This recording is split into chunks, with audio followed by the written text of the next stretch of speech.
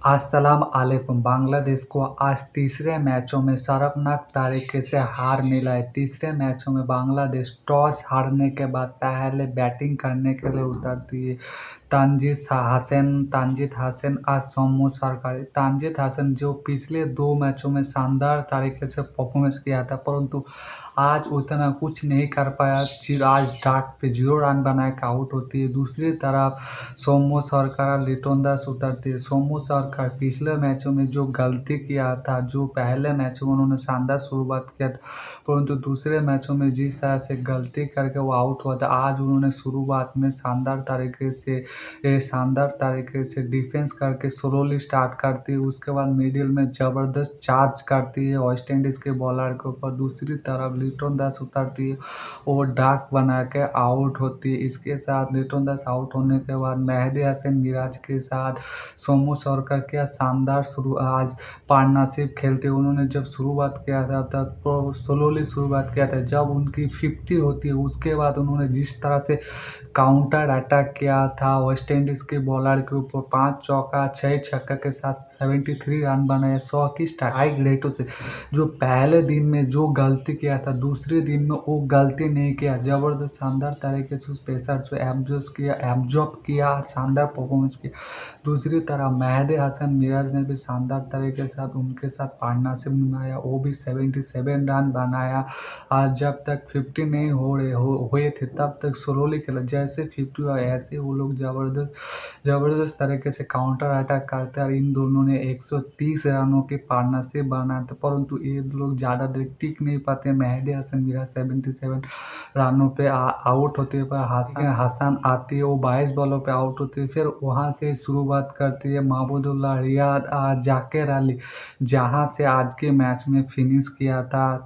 सोमू सरकार और मेहदी हसन मिराज ने वहीं पर से उन्होंने स्टार्ट किया। ईयर उम्र के बाद भी उन्होंने किया इस सीरीज में शानदार परफॉर्मेंस को। उसी रियाद और जाकिर अली ने महमूदुल्लाह रियाद के पेशा लिए बात करना पड़ेगा। इस सीरीज में उन्होंने जिस तरह से परफॉर्मेंस किया है, पहले मैच में भी उन्होंने 65 रन बनाया, दूसरे मैच में भी 78 रन बनाया, आज भी वो 77 बना, आज भी वो 85 रन बना। आज क्या इनिंग्स खेला। दूसरे मैच में जब एक तरफ पूरी तरह आउट हो गए, वहाँ पर मैच को पेसर को एब्जॉर्ब करके अपने टीम को एक शर्मनाक हार से जाके एक पेपर टोटल में आज भी उन्होंने क्या शानदार तरीके से काउंटर किया। T20 में जब से उन्होंने शुरुआत से वेस्ट इंडीज़ की बॉलर के ऊपर चढ़े हुए थे और उनको ऊपर ज़बरदस्त चार्ज करके उन्होंने मारा। उनको अपने बल्ले से उन्होंने 85 रन बनाया, 5 चौका 6 छक्के के साथ। उसके साथ जाकिर अली ने भी क्या परफॉर्मेंस किया। पहले मैच में शानदार परफॉर्मेंस, दूसरे मैच में जो आउट होते तो उनके ऊपर काफ़ी क्रिटिसाइज होती है, क्योंकि शुरुआत से ही वो अटैकिंग माइंड में खेलने चाह रहे थे, परंतु आज उन्होंने शुरुआत में थोड़ा सा पेसर को एब्जॉर्ब किया, थोड़ा स्लोली स्टार्ट किया। उसके बाद क्या शानदार तरीके से अटैक किया था दोनों ने, महमूदुल्लाह रियाद और जाकिर अली ने। इन दोनों ने 150 रनों की पार्टनरशिप बनाया था और 62 रनों की क्या धुआंधार पारी खेला। और 150 रनों की पार्टनरशिप खेलते यार बांग्लादेश की तरफ से 321 रनों की टारगेट देती है वेस्ट इंडीज़ के सामने। दूसरी तरफ पेशा लिहाज बात करना पड़ेगा लिटन दास जिस तरह से लगातार 3 मैचों पे वो फ्लॉप रहे, डाक रहे। इस तरह से आप क्रिकेट के मोनालिसा की तरह आप चल नहीं सकते हो। ऐसा नहीं आपके पास टैलेंट है, आप बांग्लादेश की बेहतरीन स्टाइलिश बैटर हो, मतलब ये नहीं आप एक मैचों में अगर 50-100 बना दिया तो अगले 6-7 मैच आप इस तरह से बैठे रहोगे, आप कोई रानी नहीं बनाओगे। ये आपके बैकअप कॉल की तरह लेना पड़ेगा। आपको कहाँ पर गलती कर रहे हैं, अब उस जगह आपको सोचना पड़ेगा, उसको ठीक कराना पड़ेगा। उसी की तरह बांग्लादेश के मैनेजमेंट की भी तरफ से भी सोचना पड़ेगा। जिस तरह से लिटन दास बार बार फ्लॉप हो रहे, परंतु उनको बार बार टीम में मौका मिल रहा है, उनके पास टैलेंट है ये मानते, परंतु उन्होंने जिस तरह से फ्लॉप हो रहा है, पहले मैच में भी उन्होंने जिस तरह फ्लॉप है, आज भी उसी तरह फ्लॉप है। और जिस तरह से फ्लॉप हो रहे, रन बनाने की कोशिश नहीं कर, जो अपनी टेक्निकल जहाँ गलती हो रही है उस गलती को सुधारने का कोई कोशिश नहीं करे। जैसे उन्होंने इस सीरीज में तीन ओडीआई में पहले मैच में और दूसरे मैच तीसरे मैच में उन्होंने एक ही तरह की बॉल से उनको आउट किया वेस्ट इंडीज के बॉलर ने। ऑफ साइड की बॉल पे उनको ऑफ साइड की बाहर से उनको बॉल करके उनको ट्रैप करके एक ही तरह की बॉल करके उनको आउट किया। लिटन दास को पेशाली सोचना पड़ेगा कि क्यों उनकी जो ऑफ साइड की बाहर की बॉलों पे जो उनकी कमजोरी है वो शॉट वो नहीं खेल पा रहे। वहाँ पर वो खेलते जाते हुए कैच हो रहे फील्डिंग में थर्ड थर्ड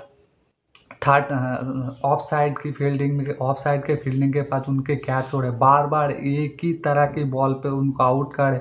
तो उनको जहाँ पर उनकी जो टेक्निकल और उनकी हेड पोजीशन लूज हो रहे, उनकी जहाँ पर उनको अपनी हेड पोजीशन आपकी जो जो फुट स्पेड वो ज़्यादा बाहर चला, अगर आप फुट स्पेड ज़्यादा बाहर जाओगे तो आप बार बार मार खाओगे। यहाँ पर आपको थोड़ा सुधारना पड़ेगा और ठीक करना पड़ेगा, नहीं तो बार बार अगर ये सुधर नहीं पाओगे तो आपको खुद के ऊपर काम करना पड़ेगा। इसी के साथ बैकअप कॉल लेना पड़ेगा उनके मैनेजमेंट को। बार बार फ्लॉप होने के बाद उनको टीम में क्यों मौका दिया जाए।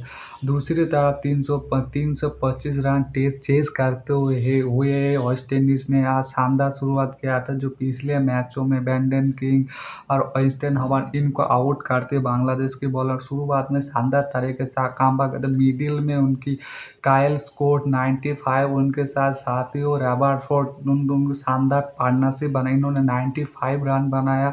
सादियो रदरफोर्ड 30 रन बनाया, जो पिछले मैचों में उन्होंने 60 इन दोनों को आउट कर दिया। पेसर को हैंडल करते हैं बांग्लादेश के बॉलर, परंतु मिडिल में क्या शानदार पार्टनरशिप बना। आमिर जुंगू और गुदाकेश मोती इन दोनों ने क्या विनिंग पारी खेला। आमिर जुंगू जिन्होंने सेंचुरी बनाया और इस मैच में बांग्लादेशों के एक तरफ से साइड अप करके एक तरफ से डोमिनेशन करके मैच जीता। उनके साथ गुदाकेश मोती जिन्होंने क्या साथ में उन्होंने 44 रन आया। T20 की तरह पार्टनरशिप खेला और एक तरफा डोमिनेशन करके उनको बांग्लादेश को ये सीरीज हरा थे 332 रन बना के। इसी के साथ आमिर जुंगू इस सीरीज में मैन ऑफ द मैच भी बनते हैं, बार मैन ऑफ द मैच भी बनती है वेस्ट इंडीज़ की तरफ से। दूसरी तरफ साथियों रदरफोर्ड इस सीरीज में मैन ऑफ द सीरीज भी बनते। उन्होंने पहले मैच में जिस तरह से परफॉर्मेंस किया, दूसरे मैच में इस तरह परफॉर्मेंस, तीसरे मैच में आज बेशक अपनी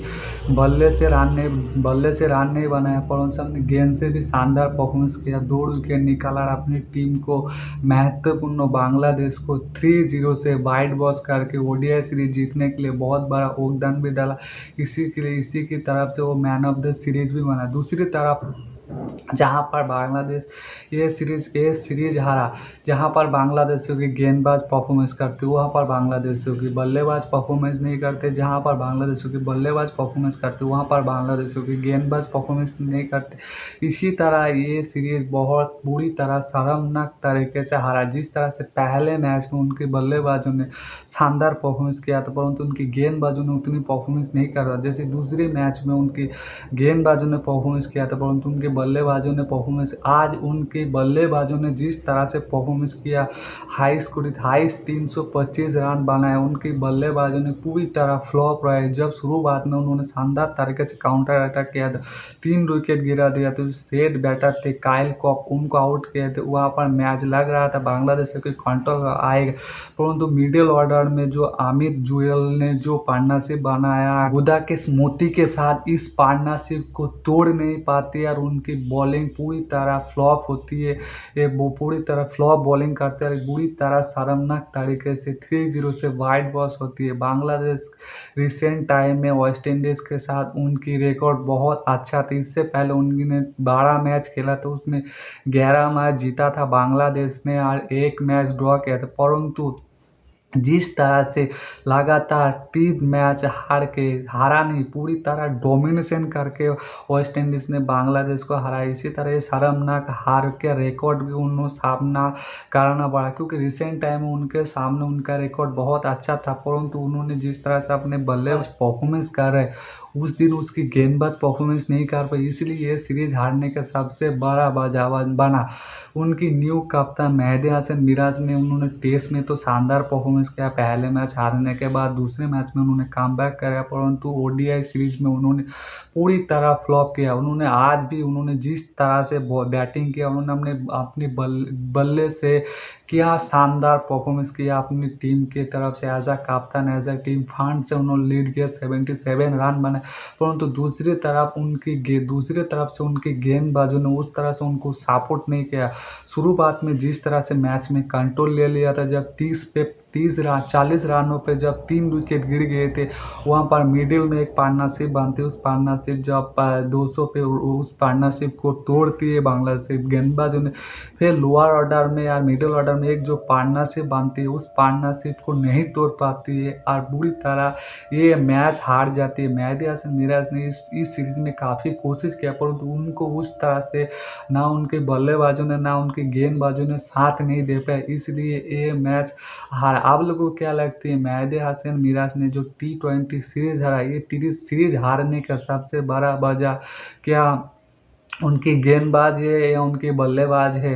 ये कमेंट करके पक्का बताना। चैनल को सब्सक्राइब करना, आप लोग जो सब्सक्राइब करते हो तो हमें एक्स्ट्रा मोटिवेशन करते हैं। पक्का जाओ चैनल को सब्सक्राइब करके पक्का जाना।